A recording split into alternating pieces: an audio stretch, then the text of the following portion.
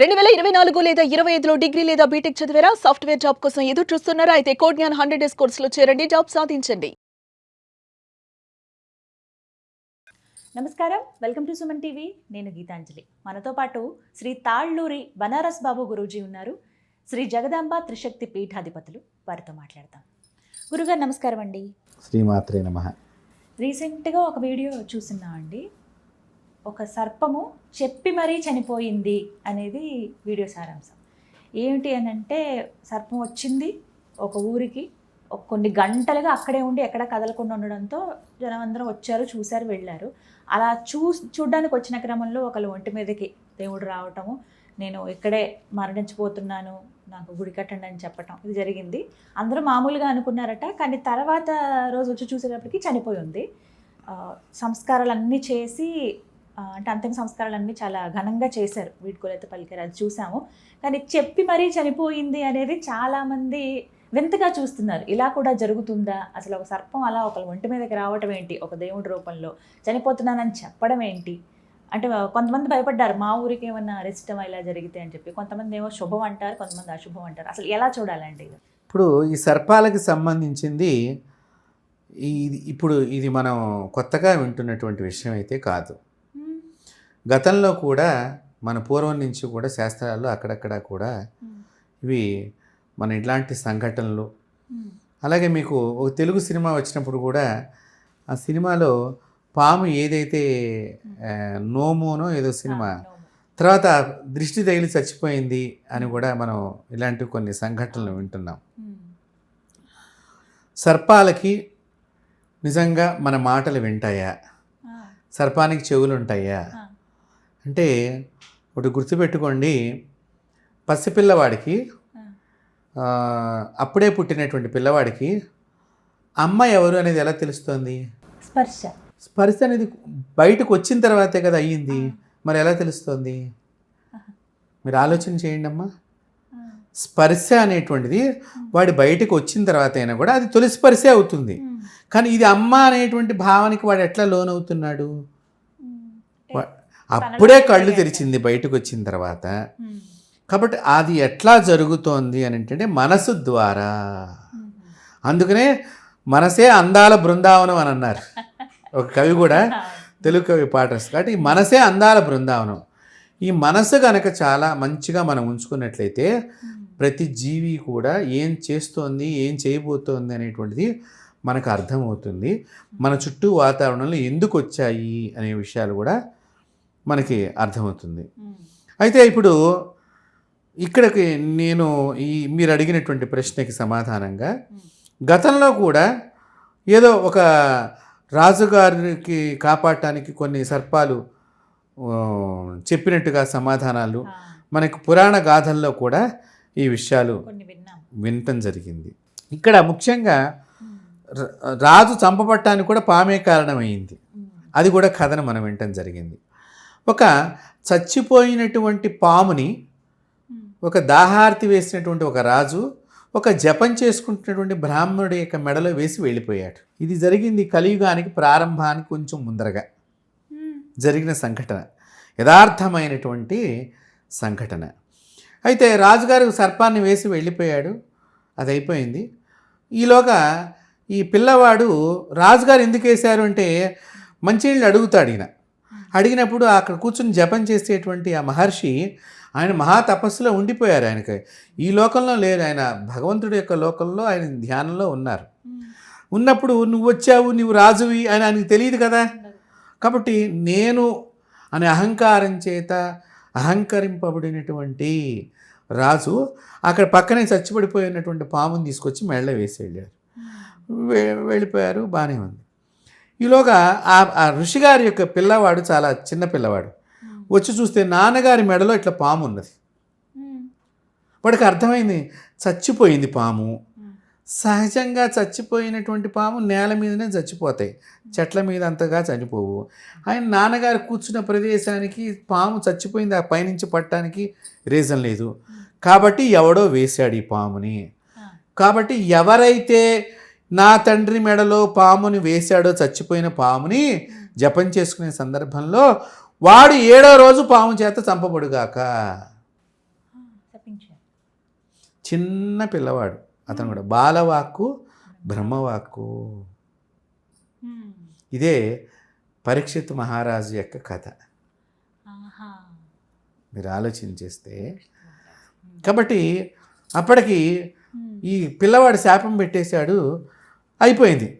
తర్వాత ఈ ఆశ్రమంలో ఉండే మిగతా పిల్లలు ఆయన తపస్సు నుంచి బయటకు వచ్చిన తర్వాత గురువుగారు ఇట్లా బాబు మీ మెడలో పాము ఉంటే, తర్వాత ఈ పిల్లవాడు పాము తీశాడు, ఈ పిల్లవాడు ఇట్లాగా శాపం పెట్టాడండి రాజుగారికి అనే విషయాన్ని ఎవరు వచ్చారు ఏమిటనేది అంతా కూడా ఈయన కనుక్కున్నాడు. ఆయన రాజు అని తేలింది.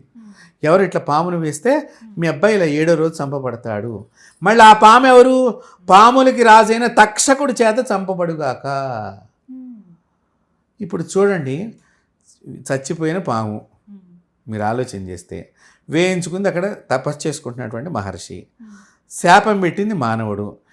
మానవుడు శాపం పెడితే పాము వచ్చి చంపుతుందా రాజుగారిని అని ఈ కలియుగంలో మనుషుల యొక్క ఆలోచన. కానీ చంపింది. మరి ఇప్పుడు చచ్చిపోయిన పాము వచ్చి చెప్పింది చచ్చిపోయింది, పలానా రోజు చచ్చిపోతారన్న కదా. పాములకు అంత శక్తి ఉన్నది అనే దానికి నేను ఈ కథను చెప్తున్నాను. నేను ఇక్కడ పరీక్షిత్ మహారాజు యొక్క చరిత్ర. ఎప్పుడైతే ఈ గురువుగారికి తెలిసిందో, గురువుగారు రాజుగారికి చెప్దాం అనుకుని బయలుదేరి మళ్ళీ అనుమానం వచ్చి వెనక్కి వచ్చేసాడు. ఎందుకంటే నేనుగా వెళ్ళాను అనుకోండి, నీ కొడుకే శాపం పెట్టాడు కాబట్టి నేను ముందర నిన్ను చంపుతాను, నీ కొడుకుని చంపుతానని చెప్పేసి అంటే ఆయన కాపాడబోయి మళ్ళీ ఇంకా పాపం చేయించిన వాడిని అవుతానని చెప్పి తన మిత్రుడిని పిలిచి మిత్రుడి ద్వారా రాజుకు సందేశం పంపిస్తాడు. రాజుగారికి అవాక్ అయిపోతారు.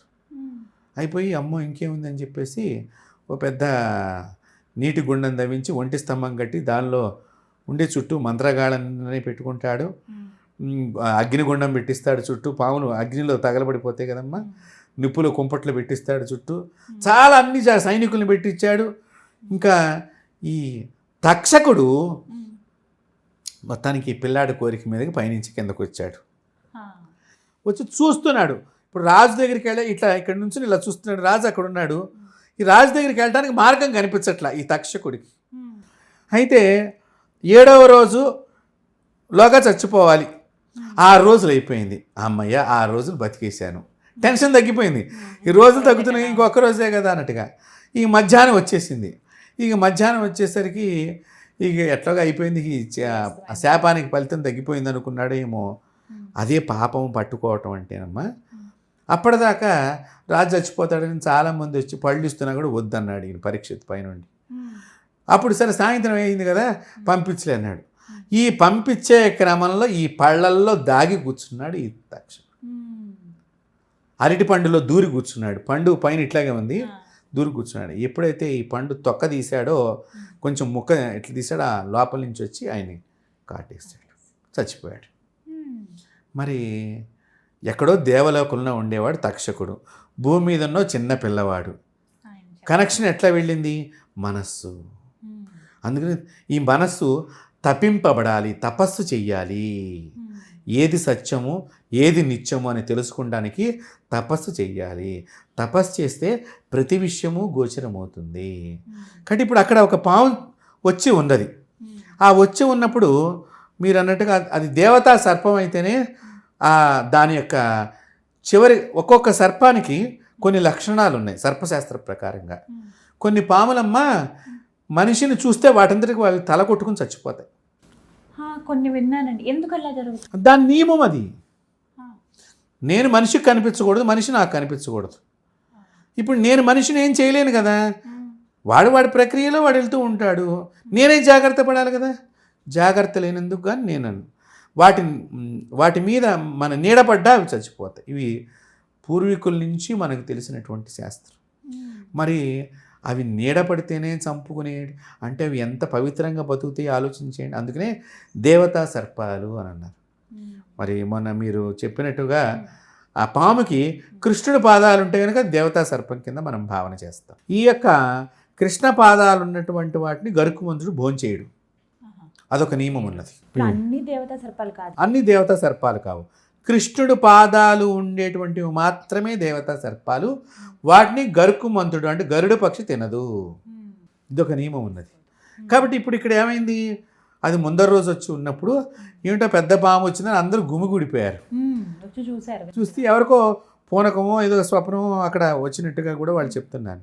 ఆ పూనకం వచ్చిన తర్వాత వాడు నేను రేపు ఈ టయానికి చచ్చిపోతానని ఈ నాగదేవత ఈ మనిషి మీదకు వచ్చినట్టుగా, ఆ టయానికి అది చనిపోయినట్టుగా, దానికి అంతిమ సంస్కారం అంతా ఏవో చేసి వాళ్ళు ఏదో పవిత్ర కార్యక్రమం అంతిమ సంస్కారం చేస్తే మంచి పని చేసినట్టే, దాని నుంచి ఆ గ్రామానికి కూడా మంచి జరుగుతుంది.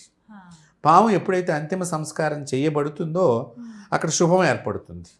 ఎందుకంటే ఆ చేసినటువంటి వాళ్ళని తన పుత్రులుగా భావన చేస్తుంది పాము.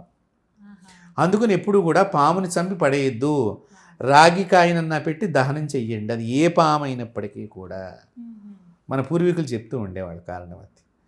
కాబట్టి ఇట్లాగా ఈ స్వప్నం ద్వారా లేకపోతే ఒంటి మీదకి రావటం కానివ్వండి, ఇవన్నీ జరుగుతూ ఉంటాయి. అలాగే మరొక ప్రశ్న గురుగారు, జంతువులు కొన్ని చాలా వింతగా చూస్తుంటాం, ఇది కూడా ప్రతినిత్యం మనం వినేవే, ఎప్పుడైనా అప్పుడు జరుగుతూ ఉండేవే. ఒక కుక్క ఆంజనేయ స్వామి చుట్టూ ప్రదక్షిణలు చేస్తోంది గత కొన్ని గంటలుగా. ఈ వీడియో కూడా బాగా వైరల్ అయిందండి. వేరే శునకాలు వస్తూ ఉన్నాయి, అవి అరుస్తున్నా సరే ఏమాత్రం వాటికి చెల్లించకుండా తిరుగుతూనే ఉంది. కూర్చొని కూడా కూర్చోలేదండి, ఇంకా అలా ప్రదక్షిణలు చేస్తూనే ఉంది. అంటే మనుషులుగా మనకి ఇవి చెయ్యాలి, ఇలా దైవం ఇవన్నీ తెలుసు, వాటికి కూడా అలా తెలుస్తుందా? ఎందుకు అలా చేస్తాయి? ఇప్పుడు మీరు చెప్పినట్టుగా గతంలో కూడా ఏదో ఒక వారాహం అవునండి ఒక ధ్వజస్తంభం చుట్టూ తిరిగిందనో, లేకపోతే తెలుగు రాష్ట్రాల్లోనే ఇది వింటూ ఉండడం జరిగింది. ఇక్కడమ్మా మనం ముఖ్యంగా ఆలోచించవలసిన విషయం ఏంటంటే, కొంతమంది వ్యక్తులు చివరి క్షణాల్లో దేవుడి దగ్గరికి వచ్చి మరణిస్తారు. అయ్యో నేను ముందరగా తెలుసుకుంటే నాకు ఇది పోయేది కదా అని ఏడుస్తూ ఉంటారు. ఆ చివరి క్షణంలో చనిపోతారు. ఆ చనిపోయినటువంటి వాళ్ళు వాళ్ళ యొక్క కర్మను బట్టి ఏదో ఒక జన్మ ఎత్తాలి. ఆ ఎత్తినటువంటినప్పుడు వీళ్ళు ఇట్లా జంతువులుగా పుట్టి ఆ దేవుడి చుట్టూ వీళ్ళు తిరుగుతూ ఉంటారు. అంటే పూర్వజన్మ వాసన వల్ల మనిషిగా పుడతాడని కూడా నమ్మకం లేదమ్మా. ఉత్తమమైన పనులు చేస్తే మనిషిగా పుడతావు. నువ్వు ఏ జన్మైనా ఎత్తవచ్చు, నువ్వు చేసుకున్నటువంటి కర్మను బట్టి. పుణ్యకర్మలు చేస్తే పుణ్యవంతమైన జీవితమే లభిస్తుంది.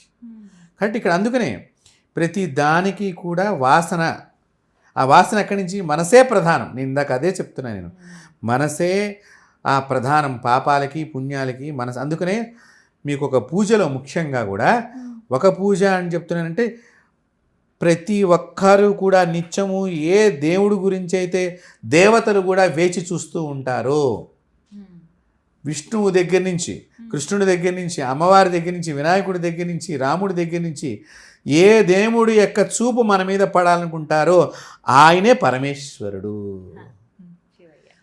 ఆ పరమేశ్వరుడు పూజలో మీకు రుద్రాభిషేకం చేయించేటప్పుడు బ్రాహ్మణులు ఒక బిలవదళం ఇచ్చి శివలింగాన్ని ముట్టుకుని మీ హృదయానికి ఇది శివ సంకల్పం వస్తూని ఇట్లా మీకు తాకిస్తూ ఉంటారు. అంటే మీ హృదయం శివుడు అవ్వాలి, నీ శిరస్సు శివుడు అవ్వాలి, నీ చేతులు కాళ్ళు మొత్తం నీ శరీరం అంతా శివమయం కావాలి. అప్పుడు నా రుద్రో రుద్రముచ్యత్తని అన్నారు. అంటే నీవు శివుడైతే కానీ శివలింగాన్ని తాకకూడదు. కాబట్టి ఇలాంటి ప్రక్రియ, అంటే శివుడిని నీ లోపలికి పిలుస్తున్నావు. అలాంటి భావన మన మంత్రాలకు ఉన్నది. ఒక భావనే కాదు, అంత శక్తి కూడా ఆ మంత్రం ద్వారా మన శరీరంలోకి శివుడు వస్తాడు. కాబట్టి మరి అలాంటి శక్తి ఆలోచనలు, మంచి ఆలోచనలు ఉన్నప్పుడు మంచి జన్మ, ఉత్కృష్టమైన జన్మ లభిస్తుంది. లేనప్పుడు కొన్ని సందర్భాలలో ఇలాంటి జన్మ అయితే అక్కడ తిరుగుతూ ఉంటాం, ఆయన మీద ధ్యాసగా. ఆ ప్రాణం పోయేటప్పుడు నీవు ఏ విధంగా అయితే, మనకి ఈ కథ ఇప్పటిది కాదు, ద్రౌపది యొక్క కథలో కూడా ఈ విషయాన్ని చెప్పడం జరుగుతుంది. గత జన్మలో ఆమె ప్రాణం వదిలేసేటప్పుడు శివుడు వచ్చి వరం ఏం కావాలి వరం కోరుకుంటే ఆమె స్పృహ తప్పిపోయి శివుడు వచ్చాడని తెలియదు ఆవిడకి. భర్త భర్త భర్త భర్త అని 5 సార్లు అంటుంది. శివుడు అనుకుంటాడు ఈవిడ 5 సార్లు భర్త కావాలంటే 5గురు కావాలనుకుంది అన్నట్టుగా దానికి ఒక కథ చెప్తారు మన దగ్గర. సో అందుకని ద్రౌపదిగా పుట్టి ఆమె 5గురు భర్తల్ని పొందింది. అంటుకునే చనిపోయేటప్పుడు ఏ ఆలోచనతో నువ్వు ఉంటావో, చనిపోయేటప్పుడు ఏది చూస్తూ ఉంటావో, చనిపోయేటప్పుడు ఏ లక్షణాలు నీ హృదయంలో ఉంటాయో అదే విధమైనటువంటి జన్మ నీకు సంప్రాప్తం అవుతుంది. అందుకనే చిన్నప్పటి నుంచి కూడా భగవతారాధన చేస్తూ ఉంటే చనిపోయే క్షణంలో కృష్ణ అనుకుంటూ ప్రాణం వదిలిస్తే కృష్ణుడి దగ్గరికి పెడతావరా అని మన పెద్దవాళ్ళు చెప్పేవారు. కాబట్టి వీటన్నిటికీ కూడా వాటి గత జన్మ. తర్వాత ఇంకొక విశేషం, దీన్ని మనం ఇట్లా జన్మ గురించి మాట్లాడాం కదమ్మా. కొన్ని సందర్భాలు ఏమవుతాయంటే ఈ కుక్కలు కానీ ఈ పందులు కానీ ఇప్పుడు మీరు తిరిగినాయి అని అంటున్నటువంటి జంతువులు ఏవైతే ఉన్నాయో ఆ దేవాలయం దగ్గర అటు పక్కన తిరుగుతూ ఉంటాయి మామూలుగా పల్లెటూళ్ళలో మామూలుగానే. తిరిగినప్పుడు ఈ ప్రసాదం కొంతమంది ఏం చేస్తారంటేనమ్మా వాడికి ఇష్టమైన ప్రసాదం అనుకోండి తింటాడు, లేకపోతే అక్కడెక్కడ పడేసిపోతూ ఉంటాడు. ఈ ప్రసాదం పడేయటము మిగిలిపోతే అప్పుడు చూడండి చాలామంది రోడ్ల మీద పడేస్తున్నారు అన్నాను కూడా. ఈ భగవంతుడి యొక్క ప్రసాదం తినటం మూలకంగా ఆ భగవంతుడి ఎందుకు ధ్యాస కలిగి అక్కడే ప్రదక్షిణం చేస్తూ ఉంటాయి. ప్రసాదం వలన కూడా ఈ లక్షణం ఏర్పడటానికి అవకాశం ఉన్నది. మనం అదేదో దానికి మెంటల్గా తిరుగుతోంది, దేవుడి చుట్టూ ఎందుకు తిరగాలి, హాస్పిటల్ చుట్టూ తిరగచ్చుగా, మెంటల్గా తిరుగుతోంది అన్నవాడి చుట్టూ కూడా తిరగచ్చుగా. కాబట్టి అక్కడే ఎందుకు తిరుగుతుందంటే దాని వాంఛ, ఆ ప్రదేశంలో చనిపోయి మళ్ళీ పుట్టి అక్కడ తిరగాలనే లక్షణం దానికి ఏర్పడింది. ఈ విధంగా ఉంది అని మనం చెప్పుకోవచ్చు. వీటికి కారణాలు అవన్నమాట. వింతగా చూస్తాం మన ఇలా చాలా అండి, సర్పాలు కావచ్చు, ఏవైనా శివలింగం చుట్టుకొని అలా ఉన్నాయని ఇలా ఇవన్నీ కూడా వింటూ. కాబట్టి పాములు కానీ ఏవైనా కానీ సర్పజాతికి సంబంధించిన దేవతా సర్పాలు ఒంటి మీదకి వస్తాయి. నాగులు ఉపాసన చేసేటువంటి వారు, నాగులు యందు భక్తి కలిగి ఉన్నటువంటి వారికి ఇవి జరుగుతూ ఉంటాయి. ధన్యవాదాలు గురుగారు.